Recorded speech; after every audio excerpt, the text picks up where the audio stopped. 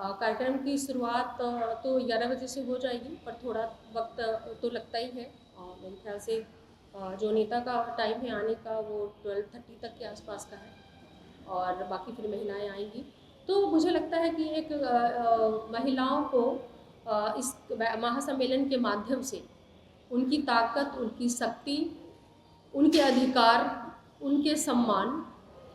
राजनीतिक भागीदारी, हर एक चीज़ पे बात हो, हर एक चीज़ पे चर्चा हो, ताकि उन्हें उनको खुद को जो पावर मिलता है, चाहे वो पंचायती राज व्यवस्था के तहत मिला हो,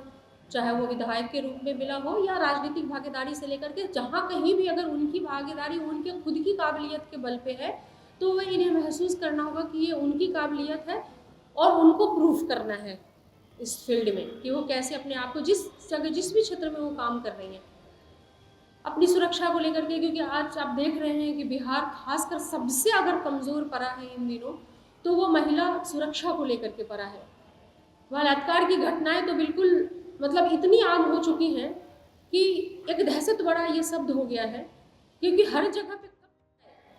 अभी बिहार की जो स्थिति बनी हुई है महिला अपराध को लेकर के, बाकी सब चीज़ें भी हैं, इनकी बात की चर्चा हम महिला महासम्मेलन में बहुत सूक्ष्म रूप से करेंगे, चाहे वो भ्रष्टाचार हो या बाकी जगहों में अपराध हो या लूट खसोट हो, करप्शन हो, ये सारी चीज़ों पे बात। लेकिन सबसे ज़्यादा जो चिंता का विषय बना हुआ है वो ये है कि महिलाएं सुरक्षित बिल्कुल नहीं हैं। ना 2-3 साल की बच्ची सुरक्षित है, न 60 साल की बुजुर्ग सुरक्षित है। आप लगातार घटनाओं पे अगर आप नज़र डालेंगे, जो कि कुशेश्वर स्थान की घटना है, या मोतिहारी की घटना है, दरभंगा की ही एक और घटना है, या अभी 2 दिन पहले की घटना है जिसको कि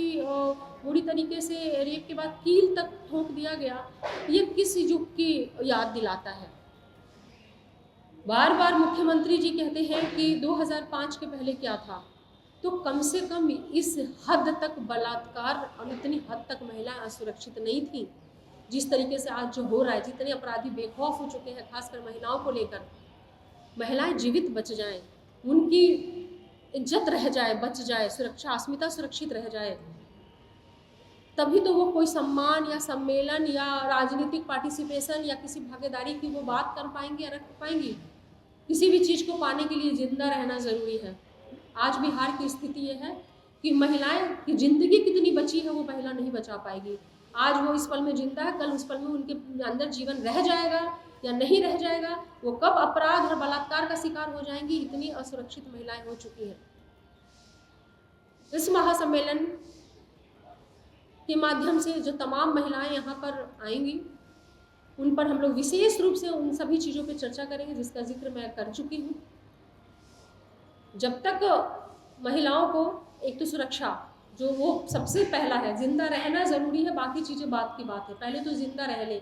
पहले तो अपनी इज्जत अस्मिता सुरक्षित रह जाए। उसके बाद आती है कि देश आज़ाद तो हुआ,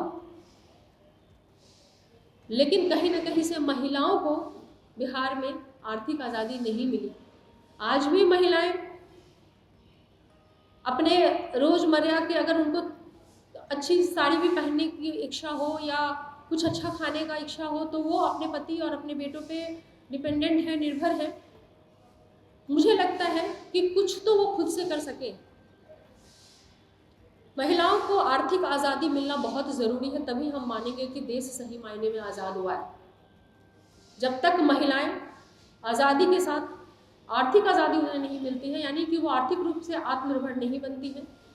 तब तक मुझे लगता है कि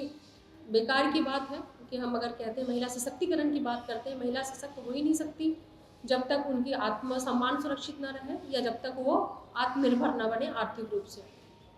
तो ये तमाम सारी उसके साथ ही जो सबसे महत्वपूर्ण चीज़ और है, वो पूरे बिहार की